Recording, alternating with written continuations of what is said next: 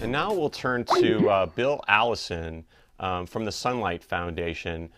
He's going to be joining us via Skype on our PBS MediaShift Election Day live stream. We're here in Current TV. I'm Mark Glazer, Executive Editor of PBS MediaShift. We have guests coming through Skype. We have guests coming through here in person in San Francisco talking about kind of the local angle to the elections.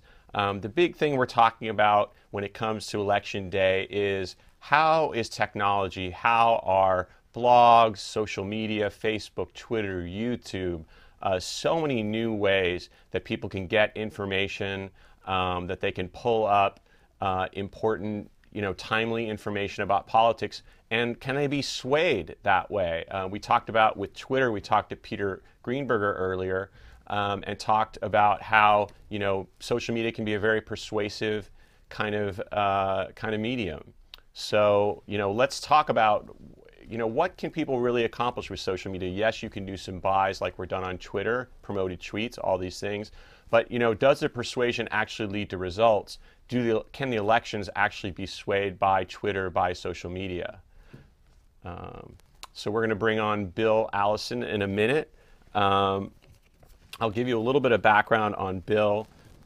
Just one second.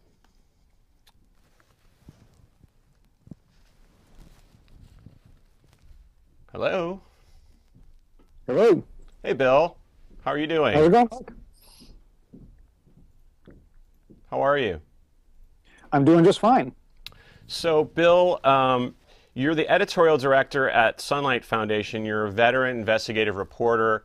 You have a deep experience in doing kind of investigative work.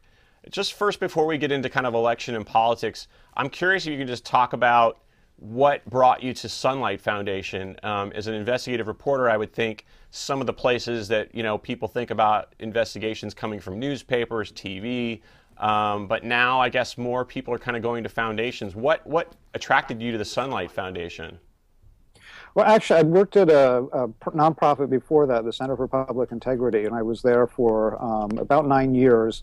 And I left there. I went to a think tank. I wasn't very good at thinking. And when the Sunlight Foundation came along, I decided that it would be a great way to kind of harness both the investigative chops that I had, along with new ways to disseminate data and information, and that became it's really worked well for me. And tell us about this Sunlight reporting group. I have on the web. I'm looking at kind of your website. You've got kind of the party time blog. You have a lot of stories. I can see you reported some of the stories. What are you guys trying to accomplish what's your editorial mission, I guess, at Sunlight Foundation? Well, I think there's a couple of things that we're trying to do. And one is obviously we're trying to track the money in politics, and report on, the super PACs and what they're up to and the different nonprofit groups. We have a wonderful tracker that our developer, Jacob Fenton, built that tracks all of this outside spending, scrapes it from the FEC site and makes it much easier to parse and look at and understand. And then I think, the reporting serves two functions. I mean, one, I think we're showing people how to use our tools by linking to what our sources of information are from the tracker and writing about, kind of what's going on. And secondly, I mean, I think that a lot of reporters have used it, and, so it kind of amplifies it through major media. And the third thing we've tried to do is to train people on how to do it. And we have a site, Sunlight Academy, that has all kinds of tutorials and webinars and whatnot showing you, how to engage with these tools and how to get the most out of them. During this kind of election cycle, what have you guys added at Sunlight Foundation? I know it's a lot about transparency, kind of following the money in politics. That's a big issue when you talk to kind of an average voter in the U.S. is that they feel like now with Citizens United, there's just so much money that's going into politics and behind so many different campaigns. What are you guys doing this cycle, I guess, to kind of cope with that huge influx of money coming in? We have been, obviously we have the trackers that, parse this stuff and kind of automatically pull in the latest information from the FEC. We've been sifting it and hopefully making some sense of it. I mean, we've a few new things, wrinkles that we've added. There's a iPhone and an Android app we've made called Political Ad Hoc. And what this does is it's almost like Shazam for political ads. You hold this up and point it at a television screen while it's playing, an ad from, who knows who, and it captures the audio, sends it back to a database, and tells you, oh, this is Restore Our Future, and it's a super PAC supporting Mitt Romney, and by the way, here are their big donors. So that's one thing. Another thing we've added is something called Political Ad Sleuth, where we're trying to engage citizens in going out to the stations where these ads are actually run, get the forms that are filed with the Federal Communications Commission and post them online and help us. We've got some partners in this, ProPublica, Free Press, and others. And what we're trying to do is make this information as accessible as possible with a citizen-centric kind of digging into this information. And Dan, can you bring up the web for a second? Because I'm looking at one of your sites is kind of for election 2012. You've got this Sunlight Foundation follows the money, and you have a whole thing about dark money and how it's just like a huge, huge amount of money. It's $213 million spent by dark money groups. Can you explain what that means, what dark money is? Because I don't know if the average kind of person or average voter even knows what that is. Sure. Citizens United, the Supreme Court decision was, the group in that was actually they organize under the tax code in section 501c4, and that means that part of their obligations, they file a return with the IRS, but they don't have to list who their donors are.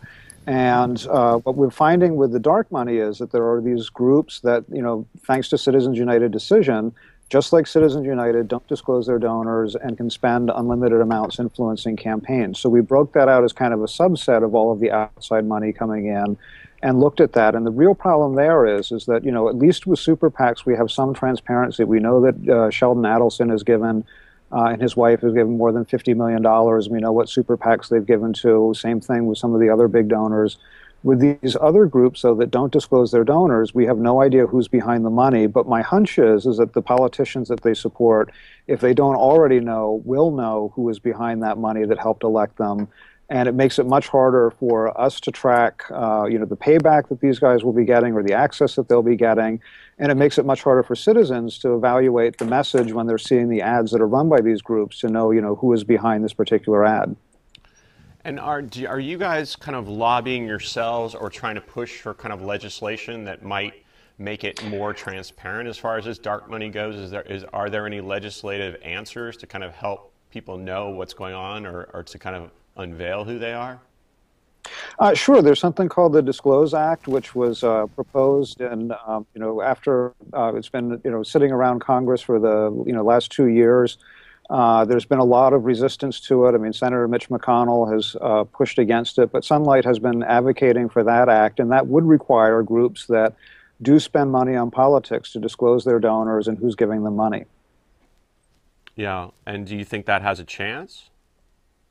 It might in the next Congress. I mean, one of the things I think the dynamics that really drives reform in Congress is that when there's a scandal or when somebody gets caught doing something that they shouldn't, and with all the money sloshing around this campaign, I just have to believe that in the next Congress, next term, there's going to be something that comes up with one of these dark money groups.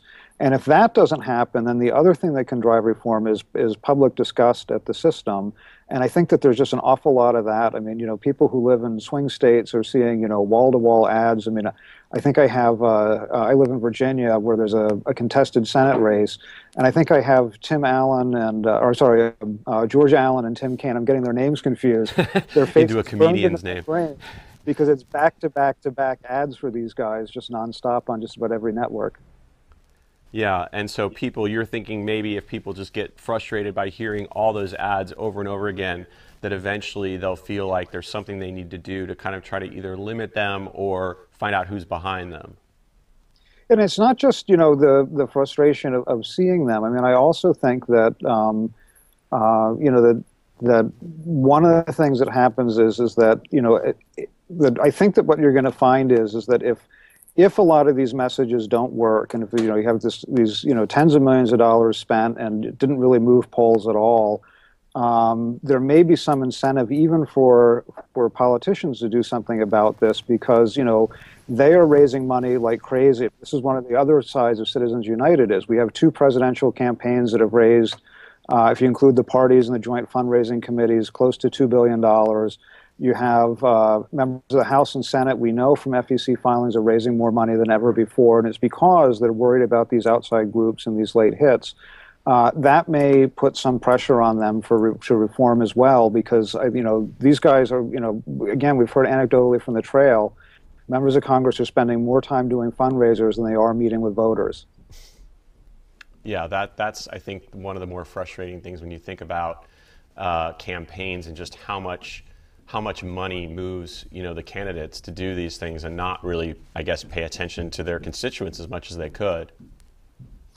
Exactly, and and it becomes that the moneyed constituents have become the really important ones, and again, I think that members of Congress, at some point, I think get to the point where they realize that this is essentially killing them. And McCain-Feingold did try to set some reasonable restrictions on spending by outside groups to try to limit exactly this kind of pressure to raise money. And, it remains to be seen whether some of that can be brought back. But at least the one thing about the Disclose Act is that people who are spending this kind of money will have to put their money where their mouth is.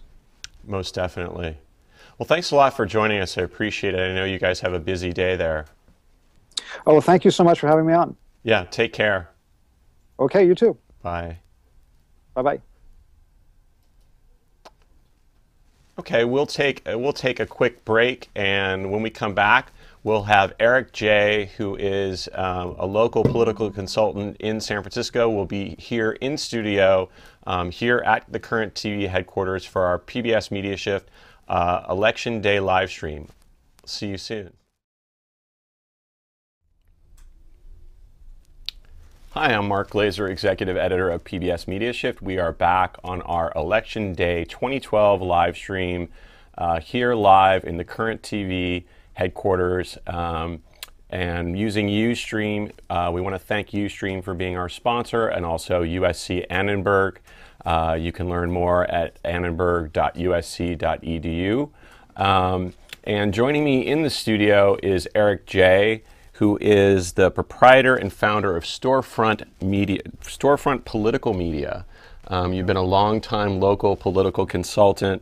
You helped Gavin Newsom in his previous mayoral campaigns. You're doing work on a lot of different things this cycle. What do you see in general? I mean, obviously, you said earlier, like, you're kind of ready for this day to end.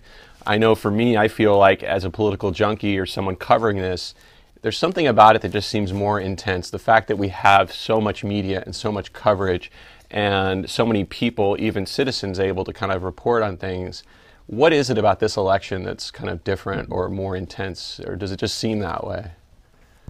Well, from the perspective of this show and the audience that you've built for this program, I think we're going to be talking about this election not as a game changer, not as an election that moved forward social media or new media as a tool, but an election in which really we've had just some incremental improvements. I mean, the crying girl is not exactly the Obama girl. And we haven't had this big leap forward, except perhaps for micro-targeting. And the exact impact of that, I think, is still unknown. And micro-targeting means, and we even talked about this a little earlier, James Davis, who had helped do the communications for the GOP convention, was saying, the next cycle, he hopes that there's a way to, like, not only, let's say, do a promoted trend on Twitter, but actually target a tweet to a specific person who has brought up that hashtag, almost like they've self-identified as someone interested in the topic. I want to promote it right directly to that person. I mean, is that what you're talking about with micro-targeting? Yeah, your audience knows about pixel-based targeting, and the challenge I think that we've got is twofold. One, I think Pandora's doing a better job of predicting the next song I want to hear than Barack Obama is doing of predicting the next information I want to see from him. So we have a technical gap there. But also, too, and we were talking about this a little bit before this segment started, we have these tools that are great niche marketing tools. But the challenge that we have in elections is we need to break beyond the particular niches that we have to target to get 50% plus one. In other words, the social media or a lot of these kind of online media, you're kind of talking amongst people you have similar interests with, and you can grab that kind of group of people, but can you break through the groups and get beyond just that kind of one small interest? Exactly, and particularly in an election like the national election like this one, but here in California, we've got many close elections, and the people who are undecided, they've already seen where their friends stand on Facebook. They've already followed or not followed what's going on from the campaign, and so that last segment of the electorate, which decides our elections, tend to be still tuned in to more traditional media. There was a great anecdote of our governor, who is one of the smarter people you're ever going to meet in politics, talking to a barista. He's out stumping for Prop 30. Please vote yes on 30 if you haven't voted already, folks. We need it here in California. A little politicking. Yeah, a little politicking.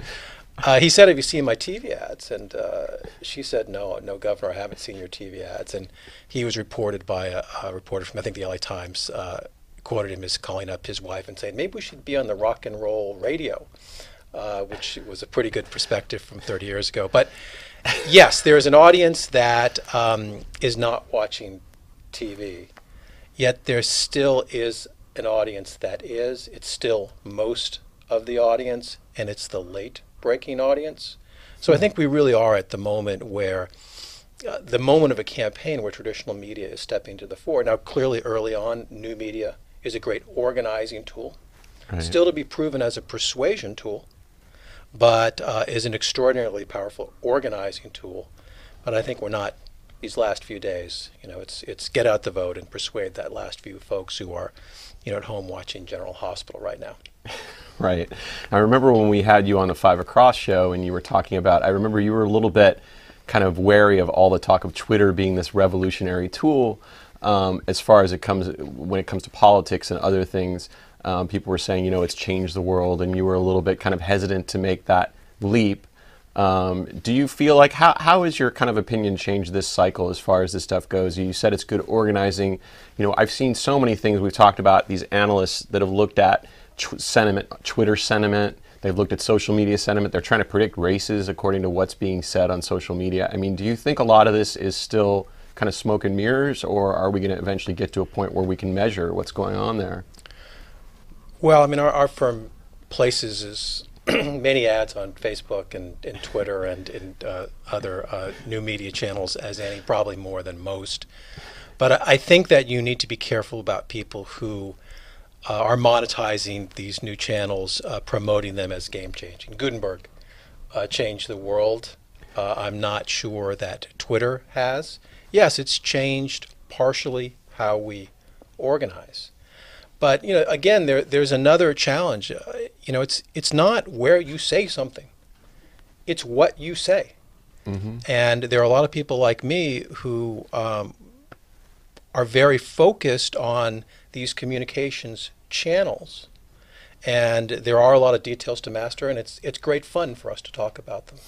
But ultimately, it's the content that you put through those channels that changes the world. And whether that's on Twitter or in the mimeographed newsletter from St. Brendan's Parish, I don't think there's much difference. It's what you're saying. Yeah, and so it's basically what you're saying is that Facebook or Twitter or any of these platforms or YouTube are just another means of communication. What you do with it is what you do with it. It's not going to take necessarily, you still have to have a message. You still have to have something that you're pushing. You can't take a candidate that's, let's say, not viable in other ways and make them viable through social media necessarily.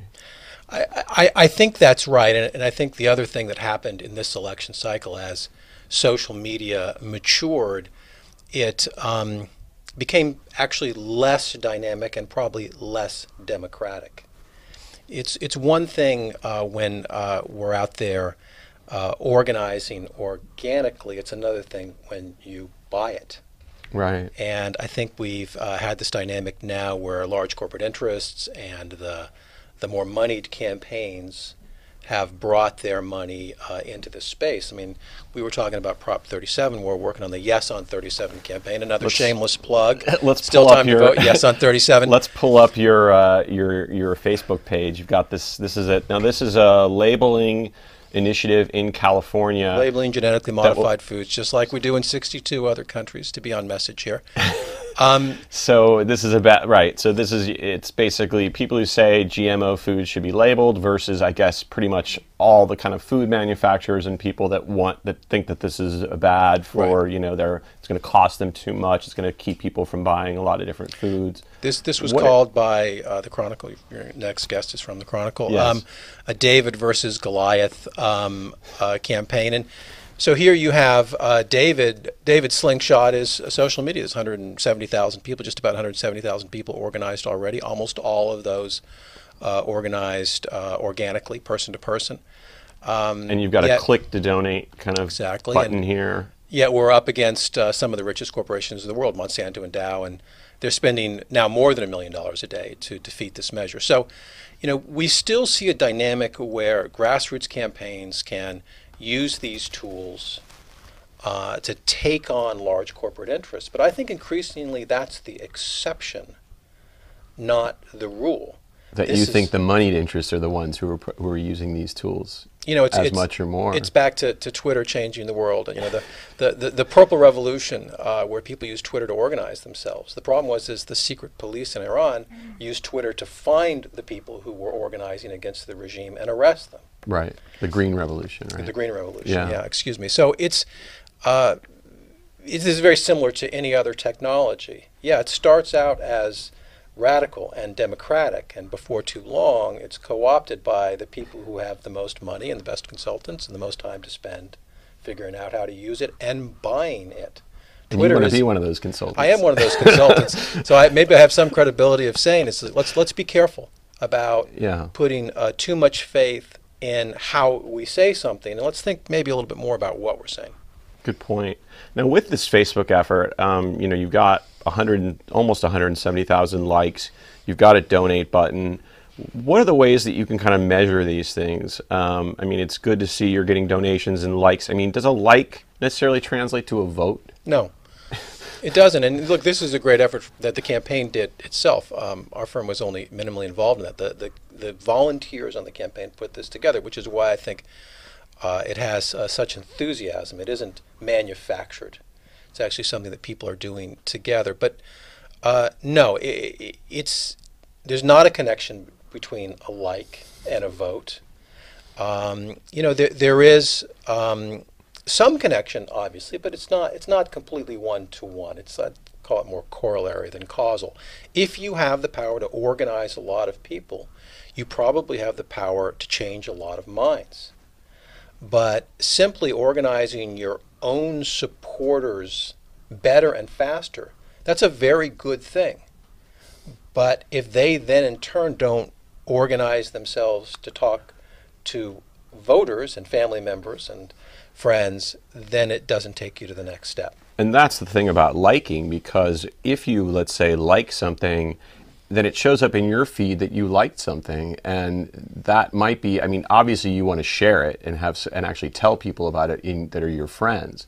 But that's the thing that I guess is what you're saying is the next step is not just liking something and just hitting the button and moving on, sharing it, letting people know this is what I like, this is what I'm for, this is how I'm voting, and using, this is something that Pew has found out a lot of people are spreading the message about here's who I'm for, here's who I'm voting for on social media, even though a lot of people are a little bit wary about going online and saying, here's my political views, because there's a lot of kind of blowback from friends.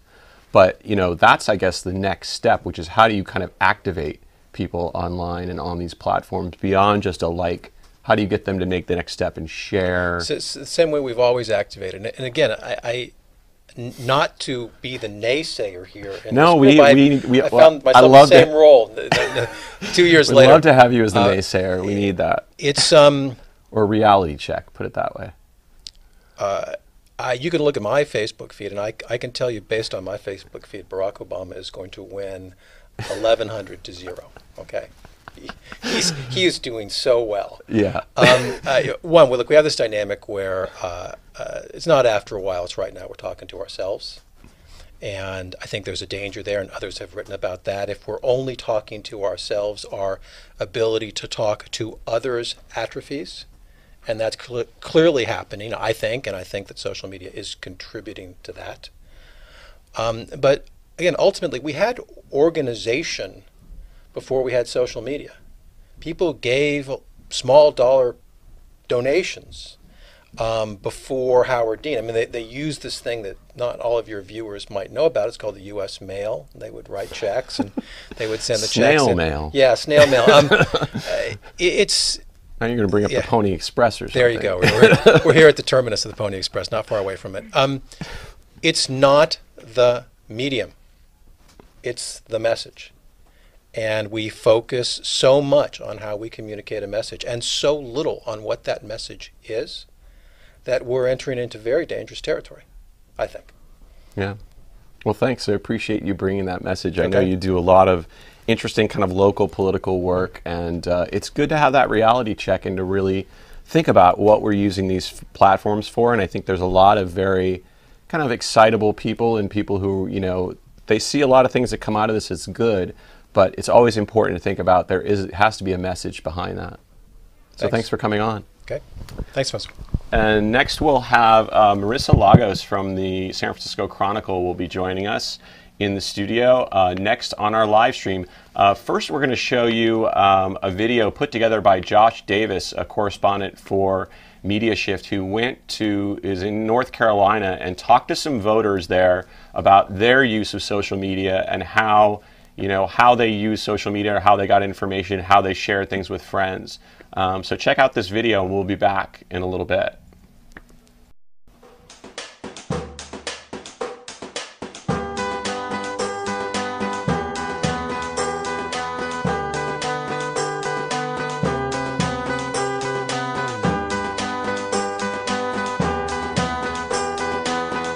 I do use social media. I do a lot of YouTube. All my kids actually, they use social media. Everybody seems to be using, particularly younger people, this election using social media. There's always people posting, and it's always within the news feeds. Friends are saying, oh, vote for this person, and hashtag who they're voting for. I see it all the time on status. Vote for Romney, vote for Obama. It's definitely like a way for me to kind of like learn about new issues just right as they're happening. I think I tend to see those posts as actually more humorous rather than swaying my way to vote. I think a lot of what I've seen on Facebook seems inaccurate. I don't think it's necessarily the best source for good information. It seems to be more emotional. It's actually really easy for people to get wrong information, for people to get biased information. I think you'll always find misinformation no matter what source you're looking at. Even in the debates, you may hear one candidate say something that's not necessarily true about the other. To be honest, I just got most of my information from Facebook, and whenever I saw something that was interesting or worthwhile, then I would go and look for it on the web. One thing that it definitely does for me is, like, I might not have tuned into the news one night, but I'll see something that, like, kind of sparks my interest, and then I'll go tune in or search it myself.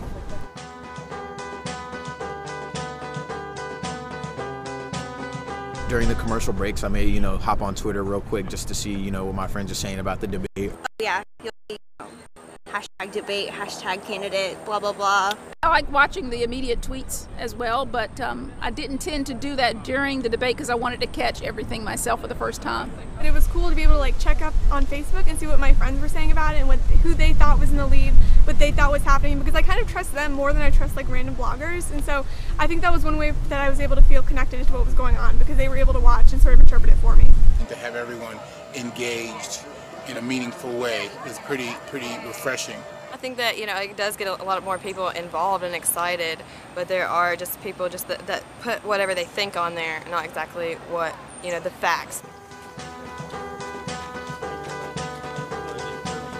I tend to be a little more careful about staying a little more nonpartisan because I own a business. I have a role of authority in the church, and so I try to stay away from endorsing a specific candidate. People will say a lot more when they can say it from a computer than they would actually say to your face or if they were having to speak. Sometimes you might have a change of mind, but once you put it out there, you can't take it back.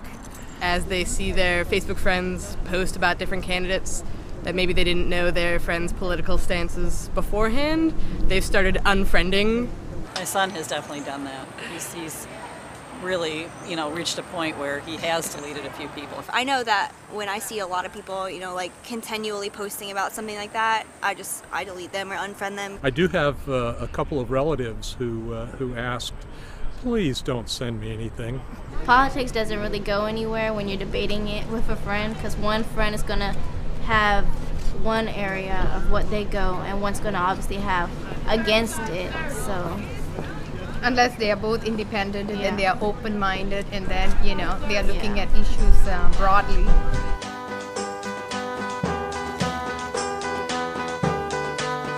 I think with any form of media, people can use it for a negative sense in terms of saying untrue or negative things about the opponent, but I do like getting information out.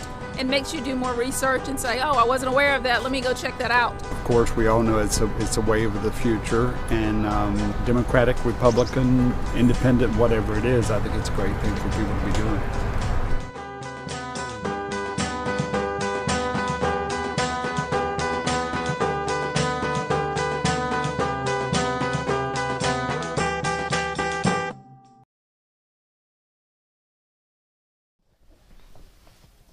Okay, we are back on our Election Day 2012 live chat. I'm Mark Glazer, Executive Editor of PBS MediaShift. We are at Current TV headquarters in the belly of the beast, talking about social media and the 2012 election. We've talked about national, we've talked about local. Now we're going to talk to Marisa Lagos, who is at the San Francisco Chronicle. She covers politics for them. She's also worked at the LA Times and the SF Examiner before that. Thanks for coming here. Yeah, thanks for having me. So let's talk about what we know, that if we look on Twitter now and it's presidential race, we're seeing like Barack Obama buys hashtags and we're seeing all the things going on like that. What about on the local and state level? What's going on there as far as social media goes? Are there ways that people, I mean, obviously they've got Facebook pages, they've got Twitter accounts, right. But is there something they're doing? Are they buying up media and social media, or is it more still with TV? I mean, I think it's both. Even nationally, the percentage of campaign spending we're seeing online is still minuscule compared, and that's just because TV is so damn expensive, right?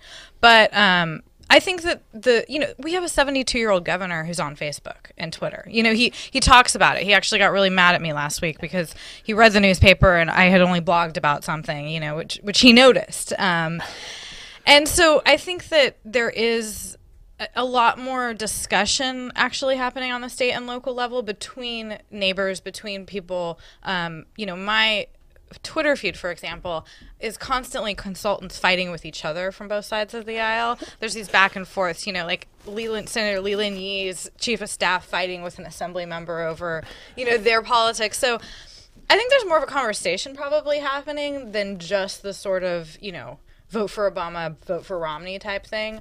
But isn't that the potential of a lot of these social media, is that people, the politicians would connect with their constituents and actually find out, they talk about earlier we had Peter Greenberger from Twitter, and he was saying, Mayor Bloomberg decided to cancel the marathon, due to a lot of feedback and blowback on Twitter. Totally. So that might be even a better way that politicians, if they're paying attention to this, maybe it's a way for them to even gauge interest in different subjects. Well, and I do think it's one of the rare places where you really can, with the sort of just level of the population of the state, that you can directly communicate. I mean, Ann Ravel, our campaign finance watchdog, chair of that commission this week, was basically telling us all what was happening with a big case that they were litigating via her Twitter feed. So I think as a reporter, I mean, one thing I like to thank all of my competitors for is thank you for your Twitter updates. You tell me things I don't always know, and I'm able to get the story quickly.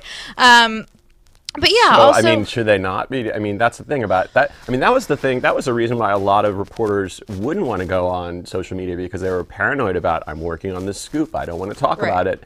And yet there's the balance of, well, I want to go on to Twitter and I want to get more sources and I want to build that. So how do you balance that as a political reporter? Because you kind of have to be on those things, but you have to be careful about scoops. Yeah, I mean, I think it is a personal choice that varies by situation, right? Okay. So if I'm at an event with the governor and he's saying things to a room of 1,000 people, there's no reason for me not to tweet those, even if I want to save some of it for a story later, right? I mean, those are not necessarily the same audiences reading my story that are reading my Twitter feed.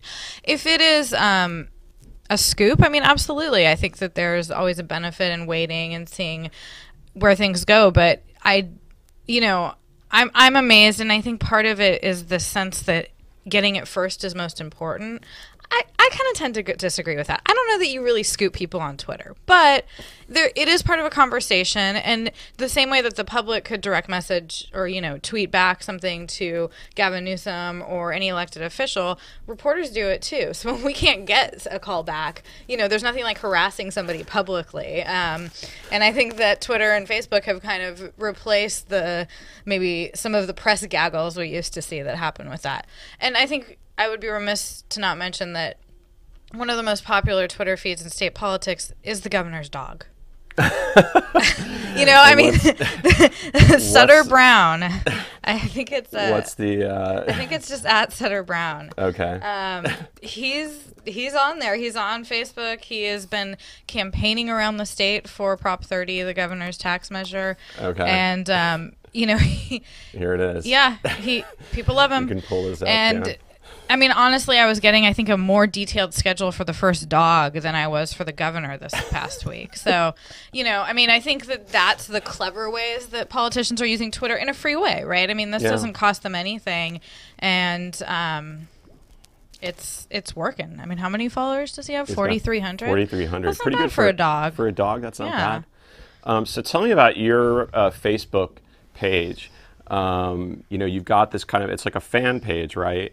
Yeah. And are you using it, I'm guessing, to promote some of your stories? What else are you doing on it? Yeah, I mean, I would say that I really use this to post links to my stories, hopefully get some discussion on them. I haven't had as much luck, to be honest, on Facebook as I do on Twitter. I think I have way more followers on Twitter, but it is just a way to put this stuff out there. I like to, I don't like to, as a reporter, post a lot of personal stuff or things that people can see on my personal contacts. So I'll use this to kind of start discussions about things I'm covering. I have used Facebook and Twitter to get sources for stories. And man, it was like, I was doing a voting story earlier this year and I put out, "Are you an absentee voter? Why? Call me." And I had to start turning people away. Wow. I mean, it was great. So, I think for things like that, now that's not a story that's like a huge scoop. I mean, absentee voting, it's increased. So I didn't mind using it for that. I probably wouldn't do that for a really big kind of project or something like that. So Twitter is a good place to get sources. Facebook, I've noticed, sometimes is good to get conversation going also, because people quickly can comment on something and go back and forth. And so that, it seems like a little bit more conversational. I mean, back to your last guess, what Eric was talking about, I do think that you tend to see the more reinforcing of your own views on Facebook. And I think that, at least in my experience with the people I follow, there's more discussion and sort of a variety of views on Twitter. And that might just because it's easier. And Facebook, they're very different mediums.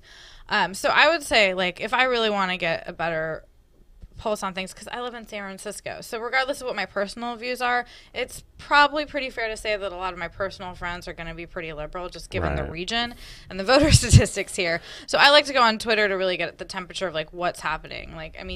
As Eric said, it's if every one of your friends on Facebook is telling you Barack is winning, that's not necessarily a good slice of the rest of the nation. That's a good point.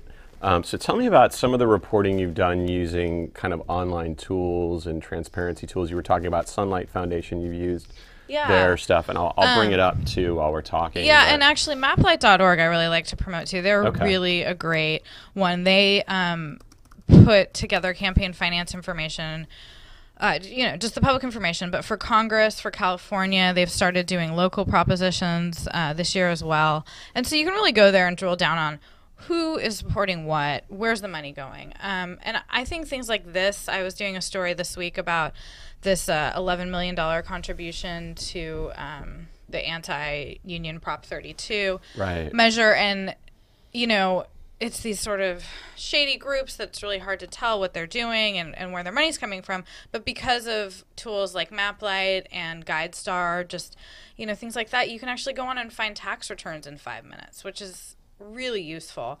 And I think that for things like public information requests, FOIAs, things like that, I mean, look at WikiLeaks, obviously the biggest example, but using stuff like crowdsourcing can be really powerful when we just talk about sunshine and transparency in government and politics, because, I think most people don't get that as a journalist, I don't really have any more rights than every other person. I just get paid all day to dig at this stuff. And so if I can make use of people out there who probably have more skills than I do when it comes to data mining and other sorts of things, there's a lot we can do together. Is the Chronicle looking into more crowdsourcing? Because I know, I think about projects like The Guardian in the UK did this thing where they took all the expenses that the different members of parliament had and just said to people, go through all these expenses, find some funny stuff. I mean, have you guys tried doing anything like that, Chronicle? We haven't. I think that not on an official level. I think that individual reporters, my husband, for example, covers a lot of the medical marijuana issues, and he has worked with a guy in Oakland who just does this stuff for fun. And so, I think people like that tend to go, oh, here's a journalist. I respect what they're doing. Maybe I can use them. But I think it's definitely something that we should be looking into, and especially when it's with things like data that, we're looking for numbers. We're not looking for opinions or, things that can kind of be corrupted through the process. Yes. So it's a great idea. And I mean, the irony of print being dead, so to speak, is that we have more people reading us online than we ever did just in the paper. So that's a powerful tool. Yeah, and it means that you as a political reporter are not just thinking about my print story, my print deadline. You're also thinking about going on Twitter, your blog that you keep. There's so many different ways that you're getting your message out that it's, it's a lot different. And I'd say the pressure might even be more than it was in the print days. Well, yeah, I mean, we used to have a morning paper and an evening paper. Now we have a 24/7 website, Twitter feed, Facebook, so I think that, but we also, as we kind of talked about earlier, pick and choose. Like yesterday when that story broke about that campaign finance stuff, I posted a quick story in the morning and then spent most of the day doing real digging. And that's not the kind of thing you can turn around, in 10 minutes the way that I think the sort of internet wants you to feed the beast in that sense. So that's something people have to be careful of too. And we saw this during, the Journal had a story yesterday about a guy who had tweeted that, Wall Street was underwater during Sandy, and they repeated it. And in their story, they admitted that they were kind of taken. This is the Wall Street Journal. That their own reporters were taken by this false information. And so, first of all, kudos for them, to owning up to it. But it's also, I think we all have to be really cautious of just because you're getting it first doesn't mean it's right. That's true. And especially today on Election Day, when there's going to be a lot of rumors and a lot of exit polls and things released early into the wild, and everyone's got to deal with that. I know we talked to someone on our podcast from the Washington Post saying, we have this decision desk where we will decide whether something's true or not. And I mean, you kind of have to have that as a news organization to look at all this stuff that's coming in, a rumor here, a rumor there. You might point to it. You might not say, until this is verified, this is just a rumor. I mean, it's hard to deal with that kind of raw information that comes in. Well, and at the Chronicle, we had a talk yesterday with our election coverage. As a reporter who has a Twitter account, clearly it's mine, but it also says right there, I'm a political reporter for the Chronicle. So even me retweeting something that's rumor and innuendo kind of comes back to the reputation of the Chronicle. And so, we really encourage our reporters not to call things until we have decided as an editorial staff, okay, this race is over, we're doing it. And I think, retweets are an endorsement, fine within a certain amount. But when you're talking about a factual statement, like a race being over, you need to be a little more cautious than just saying, oh, well, that was just this guy's opinion. No, that can spread like wildfire and impact a lot of things. Does the Chronicle have a policy about that? Like what you can retweet, or is it more just kind of use your common sense? But I think, one of the things we also talked about was what are you covering and what are you an expert in? So if you are, just because I cover state politics and I'm following people who are tweeting about every ballot proposition, maybe I want to go over and talk to Bob Gelko, who's been covering the death penalty debate, before I make a call on social media that could differ with what he's hearing. Yeah. So I think a lot of it's depending on our own expertise, within the organization, and going with who you trust. I mean, we all remember Bush v. Gore. We all remember the sort of confusion of that night. And actually, I'm not working tonight. I'm coming in at 4 a.m. tomorrow to start updating the website, because what we've seen in the last few years, particularly with statewide races and local ballot propositions, takes a long time, huh? It takes a long time to count stuff, and there might, we may not still know it until 5 o'clock tomorrow morning, but at least we might know more than we did at midnight. And so we need to be there so that when people wake up on the East Coast and want to know what happened in California, when our readers come into work at 7 or 9 a.m., they're not looking at a story that was posted, at midnight and is totally stale. Good point. All right. Well, you better Which will be fun. You better get some sleep. But thanks for coming by. I appreciate it. Yeah, thanks for having me. Okay. And vote. Everybody should vote. That's the important thing. Thanks. And then next coming up is Francois Barr, who's with the Annenberg Innovation Lab. So we'll be back with him in just a minute.